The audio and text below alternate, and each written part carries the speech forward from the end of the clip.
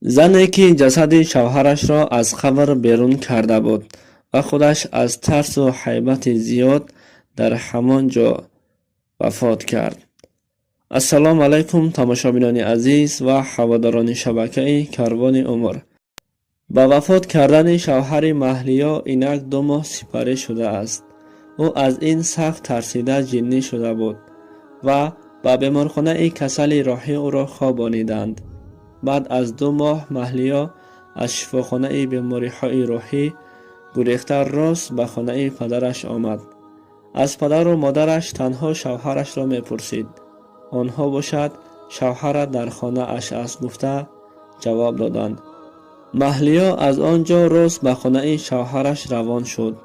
وقتی به خانه شوهرش آمد و زنگولچه دروازه را زیر کرد، خسورش که در چی خیالها بود دروازه را باز کرده بیند که کلینش مهلیا را دید و در جایش شک شده ماند، زیرا که او را در بیمارخانه روحی خواب بودنش را میدانست. برای از آنجا شفا یافته برآمدنش حالا خیلی وقت بود. مهلیا خسورش را دید و سلام داد و بعد شوهرش را پرسید. خسورش مهلیا را به خانه درآورد و یک پیاله چای داده واقعه های شده را از نو گفته داد. بعد شنیدن این سخنها در خاطر مهلیا چیم ها می آمد. خسورش درباره وفات کردن شوهرش و مهلیا باشد سخت ترسیده به بیمارخانه روحی خواب بودنش را نقل کردن داد. بعد شنیدن این سخنها مهلیا از خسورش التماس کرد که تا او را به نزد قبر شوهرش برد. خسورش مهلیا را به نزد قبر پسرش برد و برای روح او قرآن تلاوت کرد. بعد به قفا برگشتند. مهلیا را خسورش به خانه پدرش برد. وقتی نزدیک خانه رسیدند که چند تا از خادمان بیمارخانه در نزد دروازه می ایستادند. سبب مهلیا حالا با پررگی شفا نیافته بود و از بیمارخانه گریخته بود.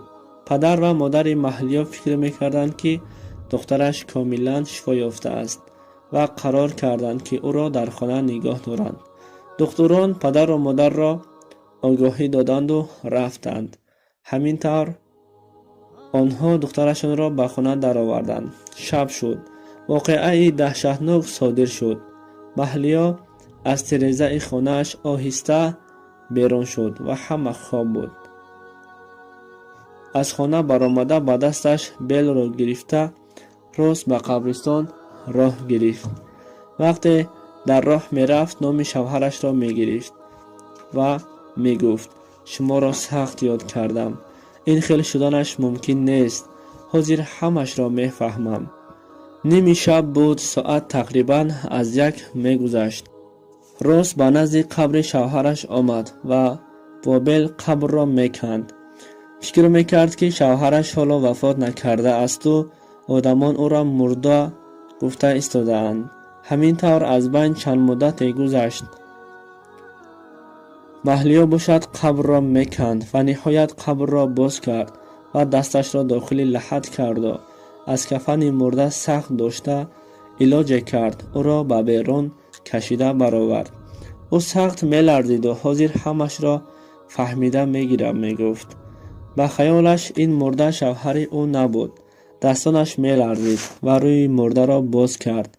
با چشم سر بیند که در حقیقت شوهر او بود.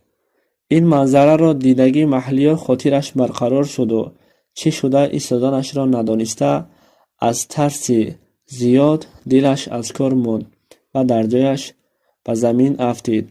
صبح شد. پدر و مادر مهلیا او را جستجو کردند و به کوچه برآمدند. در هیچ کجا نیست. بعد به خسورش زنگ زد. خسورش گفت او تنها به قبرستان رفته است و به قبرستان آمدند بینند که مهلیا و جسد خواب بود. در همین لحظه به 2 خانواده هم یک واقعه خیلی غم انگیز شد. جسد را دفن کردند و مهلیا را هم جنازه کرده در بر قبر شوهرش دفن نمودند. دوستان عزیز، اول واقعه شده را خوب تا آخر گوش کنید و بعداً فکرهای خود را در کامنت‌ها نویسید. حقارت‌های بی‌معنی لازم نیست. ما این ثبت‌ها را از شبکه‌های اجتماعی می‌گیریم، نقل کرده و بعد شما می‌رسانیم.